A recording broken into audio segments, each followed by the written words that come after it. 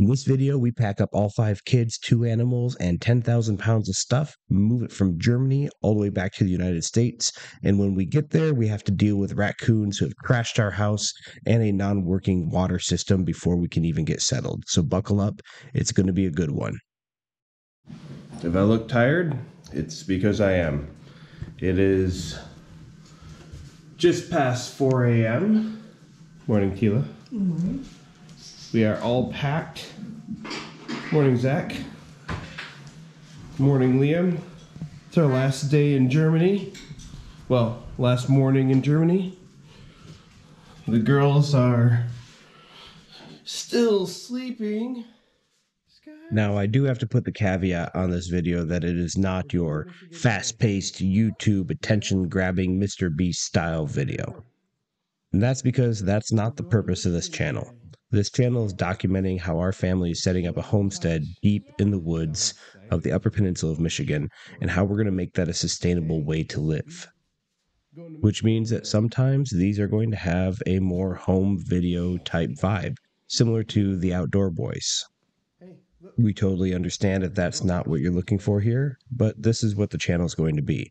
It's going to be us setting up our capability and getting ready to teach these skills to other people as we develop our homestead into a learning environment for everybody. The overall goal is for us to be as organic and honest as possible with our approach. And then 10 hours on an airplane and then 5 hours in a car. But that's what you get for living in the middle of the woods, so we'll see you guys. Oh, for you, it'll be easy, it'll be fast. For us, it's gonna be a very long day. We didn't take a lot of footage in the airport because we wanted to protect everyone else's privacy, and it just didn't seem like the right thing to do. But here we are getting ready to go. All right, we made it to the United States. Yeah. Liam, come on, I know it's a long day. Come on. Thanks for playing along, Zach. Yeah, we're even more tired than when we started, but Django did really, really well. Yeah, 9 hours on the flight. And first international stint as a service animal, so he kicked ass, laid down the whole time. It's fantastic. And our cat made some noise, but that's not a service animal, that's a pet. 2 different things. Resource, pet. We're 22 hours into this day. Same day, sun's been up the whole time. We watched a sunrise in Germany. We're about to watch the sunset in the Upper Peninsula, and we're coming up on the greatest shot of the entire trip. The thing that we always look forward to, the thing that always makes me feel like we're coming home. So, everybody say hi to the camera. Hi. Hi. How you guys doing? Good. Pretty good, pretty tired? I'm pretty tired too. We're almost there. Today's kind of a unique day because we get to drive on the wrong side of the road due to some road construction that's going on. It takes 5 years to paint this bridge, and they paint it every 5 years. So there's always something going on, but this is a first for me. We're getting to drive on the left side of the road. I thought we just left Europe. In Europe's defense, it's only England that drives on the left side of the road, but here we are. Ooh, that guy's swerving like crazy. You got that? Yeah. Let's give that guy some space. He hit both lines. But if you look to the left and the right here, you'll see the 2 lower Great Lakes. Well, I got some middle Great Lakes. That's Lake Michigan on the left, Lake Huron on the right. You got Erie and Ontario, which are lower, and you got Lake Superior, the big one, which is up above. But this is right where Lake Huron and Lake Michigan meet. And the water always looks a little different, at least to me, on each side, and they do meet kind of funny under the bridge here. We call that the Straits of Mackinac. It's called the Straits of Mackinac. I'm just gonna cut out that you said it. Oh, this guy again.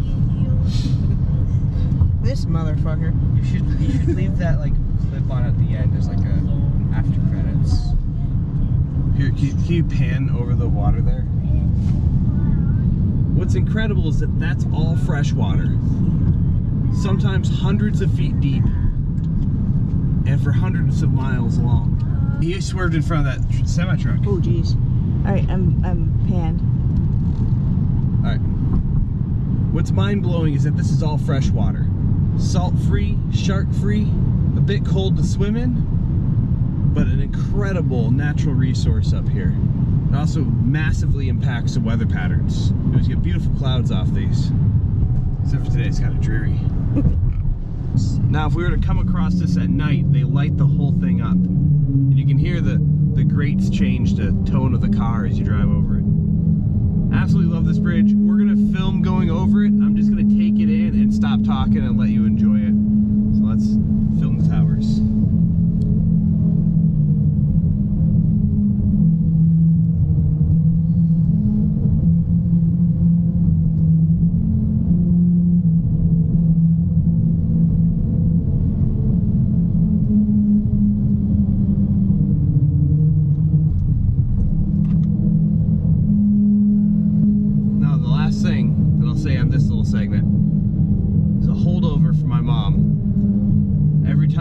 Here there is a toll booth at the end, and I like to go through the one that is still manned, not the bridge pass or the automated system that they have, and hand them cash enough for yourself and the person behind you. We have this silly little rhyme that we say as a random act of kindness, I'd like to pay for the people behind us. And yeah, you kind of have to mispronounce kindness to make it work, but that's a nice way of giving somebody a free ride across the bridge. So if you ever cross this bridge, and usually a really beat up car in front of you pays for your toll, it might have been me. Right now we're in a nice rental, so it doesn't count, but usually an old rusty car, just a Uber, paying for another person to cross the Mighty Mac. Hey, we made it. All the kids ran inside already. Nobody stole our smoker, which is nice. The lodge is still looking pretty good. They're all running about inside, turning the lights on. But we are greeted by, let me run out, get the mosquitoes behind me. Whoop. Beautiful place as normal. Except the raccoons got in again. If you watched the freaking video last year, it was almost identical. We put everything in a Pelican case this time. Well, not everything. Obviously, everything outside the Pelican case got trashed. The kitchen isn't too bad this time. Countertops, dining room, most of it's good, not nearly as bad. We left them less resources. The spice shelf totally wrecked. Oh, they left our jars. Mason jars withstand raccoon attacks. The next thing I need to do is get the water system up and running. I've got 2 filters. This one and this one that just came in. Had a buddy of mine pick it up for me. Keep it at his house. And then we're going to install those 2 blue filters, turn on the systems one by one, and get their water running so that everybody can, drink water, go to the bathroom, shower up after 22 hours of travel. No, it would have been 10 p.m. so 23 hours, but we beat the sun. We watched that sunrise in Germany, and now we're watching that sunset. We watched that sunrise in Germany, and now we're watching the sunset in Michigan. All in a day's work. All right, I'm not gonna film cleaning all this up because it's been an enormously long day. I'm just gonna get to it, get the kids showered and cleaned up and in bed, and I'm not filming any of that because I've been up for almost 24 hours now. So we'll see you tomorrow. Okay, I lied. I'm gonna film a little bit more today because I'm really. What shelf? Oh, on the spice rack, bottom shelf, spice rack. You put on the big shelf, so I was. Yeah, the spice rack's really big. I guess so. All right. There's no shelves. Okay, I lied. I'm going to film a little bit more tonight because I'm really proud of this system. We built the system a few years ago. This well has an issue where there's a little bit of kerosene in it from an old tank that Grandpa buried a long time ago. So we require this like merino level hydrocarbon filter, which is specifically designed for that specific hydrocarbon. And then before that, I put this cheapo $10 filter that takes out any sediment that would clog up the expensive one. So this is about $80, and you can make these last about 5 times longer if you switch these out once a month or so. So pretty economical to just put in 2 of these big blue filters.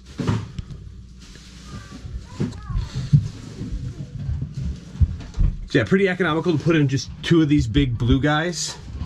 They're super cheap. We cleaned them out really good before we left, so I can just go ahead and make sure that I've got good rubber seals. Insert. Nice and solid there. And then thread on. Oh, don't forget the O-ring on top. And I have spares for all this stuff because we are hours from the closest hardware store and days from ordering this kind of stuff. So you have to have spares and spares and spares. Put this on.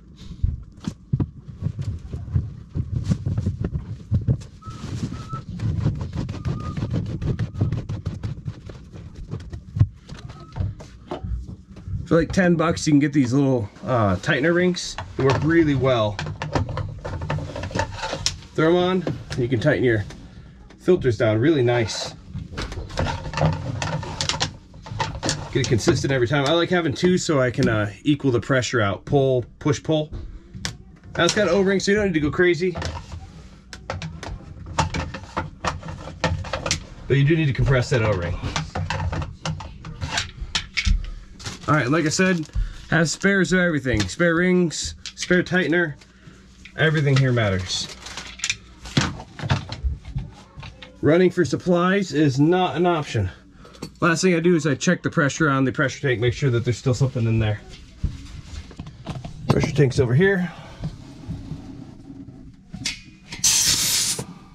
Ooh, let a little bit out, but we're still sitting at 35, that's plenty. Water heater stays off until we're ready. Turn the well on. Get pressure here. Then we're gonna slowly apply pressure to the tanks. Now I've got all these open right now, but what I like to do is turn on one system at a time so I don't have 10 house leaks all at once. So turn them all off now that we're done winterizing.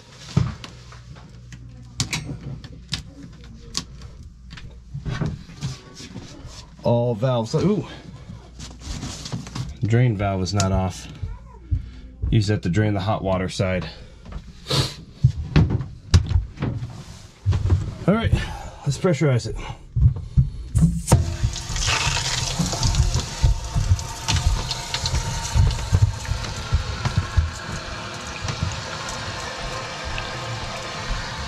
We'll let the air out. This little bleeder valve allows you to fill the entire filter with water. We'll do the first one here. Wait till water starts coming out there. Water came out. Next one. Letting all that air out of here. Letting the system slowly work its way through. Now I haven't run this in a year, so hopefully everything works as perfectly as it did last time. We will get some condensation here because the ground temperature is really low. So the oh, I felt some water here, but it was from the top. Good to go. And then we turn on system by system.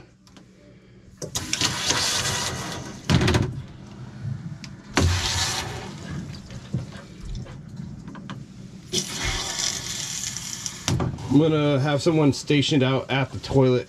Turn these on slowly until we find out which one's bad. Then we can turn off that individual item that's broken, if it's this one. Individual item, like this one here, big crack, we turned it off, and then this thing doesn't negatively impact everything else. Cool. Looks like we're getting some water. So all I gotta do now is bleed all the air from the system and make sure the hot water heater turns on properly, and we'll be good to go. And the raccoon mess is coming along nicely.